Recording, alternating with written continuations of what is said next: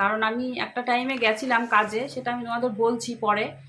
তো একটা কথা আমি বলতে চাই, মানে একটা মানুষ মানে মেয়ে, মা কখন মানে কি বলবো, মৌমিতার মতো, তারপরে ঝুমার মতো এরকম হতে পারে, সেই জিনিসটা আমি বুঝি, অনুভব করতে পারি। যেরকম ধরো মৌমিতাকে নিয়ে আমার কিন্তু কোনো, আমি কিন্তু সেরকম কোনো খারাপ ভিডিও বানাইনি। আমার ওকে খারাপ বলারও কোনো উদ্দেশ্য, ইচ্ছা ছিল না। কারণ ওর ড্রেস নিয়েও আমার কোনো প্রবলেম নেই, এর আগেও আমি বলেছি, এখনও বলছি। ওর শুধু একটা জিনিস খারাপ লেগেছিল, বাচ্চাগুলোকে কাছে রাখতো না, সেটা খারাপ লেগেছিল, সেটাই বলেছিলাম ভিডিওতে। তো তারপরে আমি আর কিন্তু কিছু বলিওনি। তো যাই হোক, ওর জায়গায় ও ঠিক আছে। তো যখন এই যে ওর ড্রেসটা নিয়ে, ওর ব্যবহার নিয়ে সবাই বলে, তারপরে এই যে এখন আবার আরেকজনা নতুন এসেছে, কিন্তু কোন পরিস্থিতি কোন পর্যায়ে যে মানুষ এরকম করতে পারে সেটাই ভাবি। তো এখন ওদের মতো তো আর আমি হতে পারবো না, সেই জন্য আমাকে মনে হচ্ছে লাস্টে সব কিছু ছেড়ে ছুড়ে দিয়ে আমাকে আবার বাইরে কাজে চলে যেতে হবে। কারণ আমি তোমাদেরকে অনেক, এর আগে আমি কি বলতো, আমি কারোর কাছে বলিনি আমাকে খুব মানে পার্সোনালভাবে যে আমাকে একটু সাপোর্ট করো, সাপোর্ট করো। হ্যাঁ, ভিডিওর মধ্যে বলেছি যে আমাকে একটু সাপোর্ট করো, তোমাদের সাপোর্টের আমার খুব দরকার। তো সেরকম সাপোর্ট আমি কোথাও পাচ্ছি না। আর এত খাটছি ভিডিওর পেছনে, জানি না আমার ভিডিও কি ভালো হচ্ছে না, সেটাও আমি বুঝে উঠতে পারছি না। হয়তো সেই জন্য মানে ভালো পাচ্ছি না করতে, তার জন্য হয়তো মানুষ দেখছে না। তো যাই হোক, এখন আমাকে একটা ডিসিশন মনে হচ্ছে নিতে হবে। আমি এর আগেও আমি কি বলতো, আমার এই বাড়ি ঘর আমাকে দেখে ঝকঝকা চকচকা দেখে কিন্তু এটা ভাবলে হবে না যে আমার অনেক কিছু আছে, এটা ভাবলে হবে না। বাড়িটা কিন্তু আমার না। এই বাড়িটা ছেড়েও আমাকে এখান থেকে দূরে যেয়েও আমাকে থাকতে হয়েছে ৮ মাস, এই বাড়ি ছেড়ে ভাড়া বাড়িতে মেয়েদেরকে নিয়ে। তো সেসব কথা আমি এখন বলবো না। আমি বলেছি আমার লাইফের অনেক কাহিনী আছে, সেই সব আমি তোমাদের পরে বলবো। আর পুরোটাই সত্যি বলবো, যেটা হয়েছে সেটাই বলবো, যেটা করেছি আমি সেটাই বলবো। তো সেই সব কথা আমি এখন বলছি না, সেগুলো আমি পরে তোমাদের বলবো। বাড়িটা দেখছো, কিন্তু বাড়িটা আমার না। হ্যাঁ, আমি বাড়িতে অনেক পয়সা খরচা করেছি, কিন্তু জমিটা তো আর আমার নামে না। সেই জন্য এই বাড়ির থেকে আমাকে বেরিয়ে যেতে হয়েছিল একটা টাইমে। একটা টাইমের বেশি দিন আগেকার কথাও না, মোটামুটি ১-১.৫ বছর আগেকার কথা। তো যাই হোক, সেটা পরের কথা। জীবনে যা খেটেছি, প্রচুর খেটেছি, মেশিনের মানে কারখানায় কাজ করেছি, প্রচুর খেটেছি। সব বাড়িঘরের পেছনে, মেয়েদের পেছনে লাগিয়েছি। মেয়েরা পড়াশোনা করে, পড়াশোনা করতে গেলে কত খরচা হয় তোমরা তো জানোই। যাদের বাচ্চা-কাচ্চা আছে তারা জানো। তো প্রচুর খেটেছি, খাটতে না একটা জায়গায়, এমন জায়গায় এসে পৌঁছে গেছিলাম যে আমার আর মেশিনের কাজ করার মতো পরিস্থিতি, ক্ষমতা ছিল না। তো ডাক্তার আমাকে মানা করেছিল মেশিনের কাজ করতে, তারপরেও আমি করেছি। করার পরে আমি আর যখন একদমই পারলাম না, তখন যে দোকানটা করেছিলাম। তো লকডাউনের কারণে দেখো সবারই অবস্থাটা কি সবাই জানে। তো সেখানে তো আমি তো একদমই সাধারণ মানুষ, আমার অবস্থাটা কি হতে পারে সেটা তো বুঝতেই পারছো। তারপরে দোকানে একদম বেচাকেনা নেই। লকডাউনের মানুষের পরিস্থিতি এত খারাপ হয়ে আছে, মানুষ খাবে নাকি সাজগোজ করবে? আর আমার দোকানটা তো সাজগোজের। সাজগোজটা মানুষের কখন আসে? মনে ফুর্তি থাকলে, পকেটে পয়সা থাকলে তখনই কিন্তু সাজগোজটা আসে। সেই হিসাবে আমার দোকানে এখন আর বেচাকেনা সেরকম নেই। তার মধ্যে আমি দুটো ভুল ডিসিশন নিয়ে ফেলেছি। সেটা হচ্ছে আমার গাড়িটা চেঞ্জ করেছি, আর এদিকে ফ্রিজটা কিনে কিস্তিতে আমি খুব একটা ভুল করে ফেলেছি। সেই ভুলটা শুধরানোর মতো আর কোনো পরিস্থিতিও নেই যে আমি ভুলটা শুধরে নেব। আর এটাও আমি ভাবতে পারিনি যে হঠাৎ করে সুইটির শরীরটা এতটা খারাপ হয়ে যাবে। এটা আমি ভাবতে পারিনি। তো সুইটির শরীরটা খারাপ তোমাদের আগেও বলেছি, এখন আবার সেই কথাটা নিয়েই আসলাম তোমাদের সামনে। সুইটির পরশুদিন ডাক্তারের ওখানে গেছিলাম আমি। ৫ দিনের কোর্স ছিল ওষুধের। ৫ দিনের কোর্সটা কমপ্লিট হয়ে গেছে, ওর ব্যথাটা কমেনি। যেই ওষুধটা শেষ হয়ে গেছে অমনি ওর আবার পেটে মানে এই মাজার ২ সাইডে যন্ত্রণাটা বেড়ে গেছে। ও মানে সোজা হয়ে দাঁড়াতে পারছে না, এরকম অবস্থা হয়ে গেছে। তো আমি গেছিলাম, তা বলছে যে ৫ দিনের কোর্স কমপ্লিট হয়ে গেছে, আর ওষুধ দেওয়া যাবে না, এবার চেক আপ করাতে হবে, তারপরে ওষুধ কী দেবো না দেবো পরের চিন্তা। তো চেক আপ করানোর জন্যও কালকে গেছিলাম আমি। কালকের দিনটা আমার জন্য খুবই খারাপ ছিল। এক তো আমার বাবার মৃত্যু দিবস ছিল। তো বাবার মৃত্যুটা এই ডেটে হয়েছিল না, এটা তিথি ধরে কার কি কাজটা হলো। বাবার মৃত্যু হয়েছিল বৈশাখ মাসের ২৬ তারিখ, আর ইংরাজির ছিল ১০ তারিখ। এই দিনে আমার বাবার মৃত্যু হয়েছিল, কিন্তু কালকে কাজটা হয়েছে।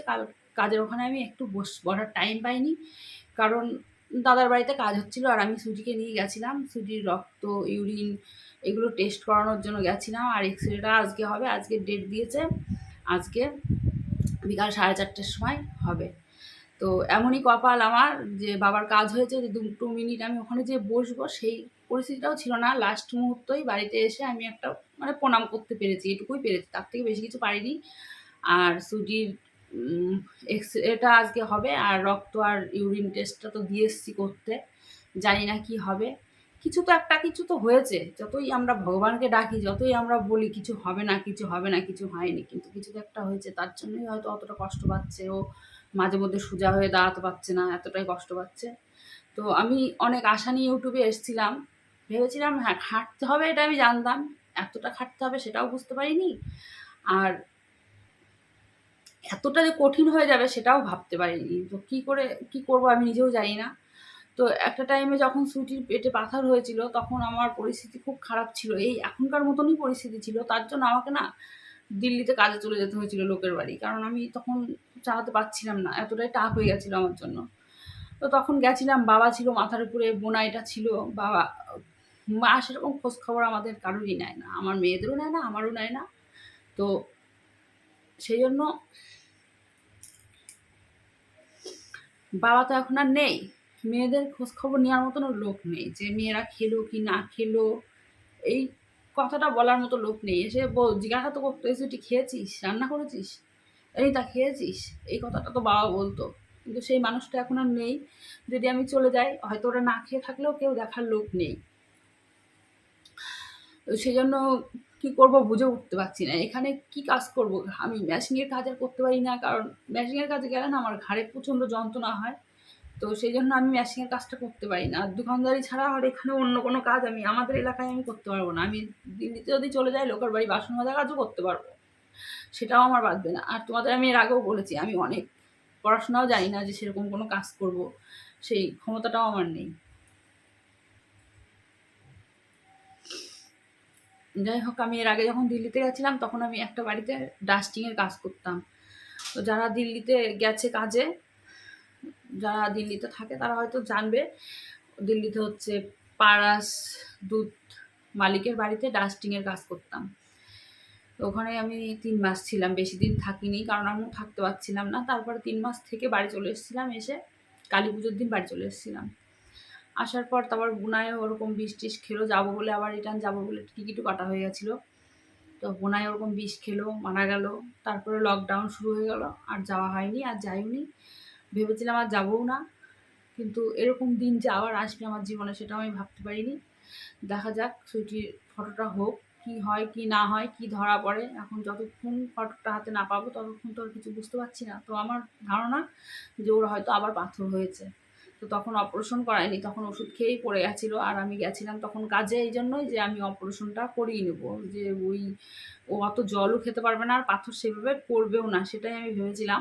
তো হোমিওপ্যাথি ওষুধ খাইয়ে ঠিক হয়ে গেছিলো। তা তোমরা তো দেখলাই, তোমাদের সামনে তো আমি একবার শান্তিপুর যেখান থেকে ওষুধ খাইয়েছি ওকে, সেখানে গেছিলাম, ওষুধ নিয়ে আসলাম। সেই ওষুধ এখনও 1 শিশি ধরাই রয়েছে, সেই ওষুধটা পুরোটা খাইওনি। তো মানে পেটে ব্যথাটা এতই করছিলো, সহ্য করতে পারছিল না, তার জন্য আমাকে আবার বাধ্য হয়ে এলোপ্যাথি ওষুধ খাওয়াতে হলো, মানে আবার ডাক্তারের কাছে নিয়ে যেতে হলো। তো ডাক্তার দেখিয়ে আসার পরে ওষুধ খেয়েও দেখো কিছু হলো না, আবার এখন সব চেক আপ করিয়ে কি হবে কি না হবে সেই টেনশানে না আমার মাথা খারাপ হয়ে যাচ্ছে। একে তো বাবার কথাও খুব মনে পড়ছিল কালকে, তারপরে সুইটির এরকম অবস্থা, মানে আমার কালকের দিনটা সত্যি বলছি খুব খারাপ গেছে। আর আজকেও মানে কি বলবো, এতটা টেনশানে আছি, তোমাদের কাছে আর কি বলবো, কিছু বলার নেই। তোমাদের একটা কথাই বলবো, যদি পারো একটু সাপোর্ট করো, আর না হলে আমাকে আবার মেয়েদের ফেলে রেখে হয়তো চলে যেতে হয়। ভেবেছিলাম আর যাবো না কোথাও, জীবনে অনেক খেটেছি, অনেক কিছু করেছি, দৌড়াদৌড়িও আর করতে ভালো লাগে না, কারণ ওরাও এখন বড় হয়েছে, ওদেরও তো একটু সুখ দরকার, ওরা সেই সুখটা ওরাও পায়নি। আমার কপালটা কষ্টের, তাহলে ওরা সুখ পাবে কি করে? কারণ ওদের নিয়ে লকডাউনের মধ্যে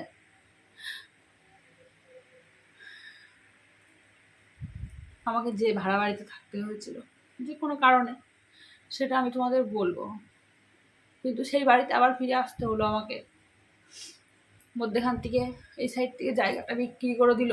তখন অনেক প্ল্যান করে ভেবে, কোনোদিন কোনো মা মানে কোনো বউ ভাবে না যে যখন তার স্বামীর নামে বাড়িটা থাকে, বাড়িটা যেভাবেই জায়গাটা কিনা হোক না কেন, সে শুধু একটা জিনিসই ভাববে যে স্বামীর নামে আছে মানে আমার।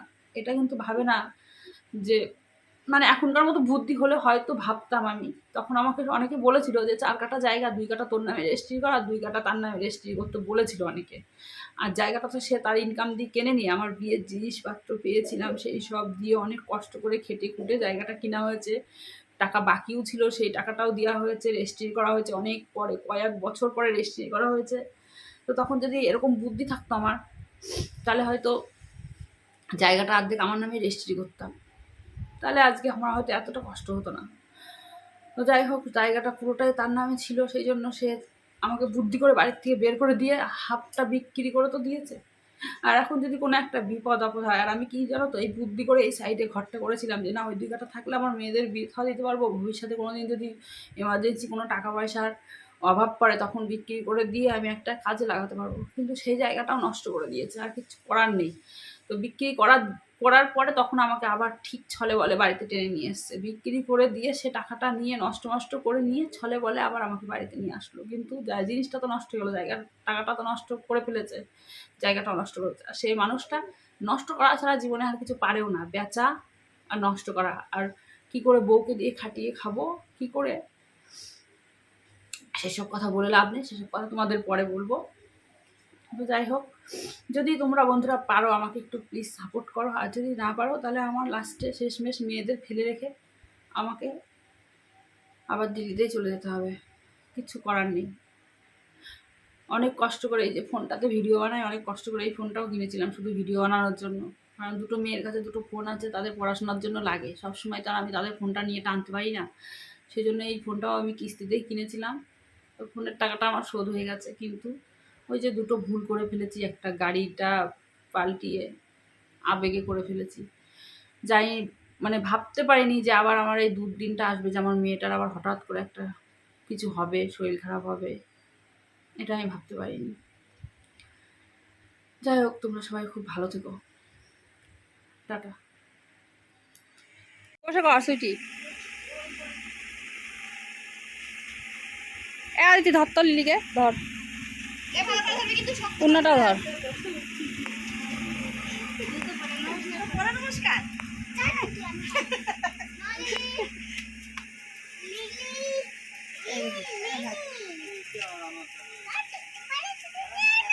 চলবে নমস্কার করলে না, রোদি বসে না, রোদি সরে যাও, এই ছোট দিদি এখানে বসে।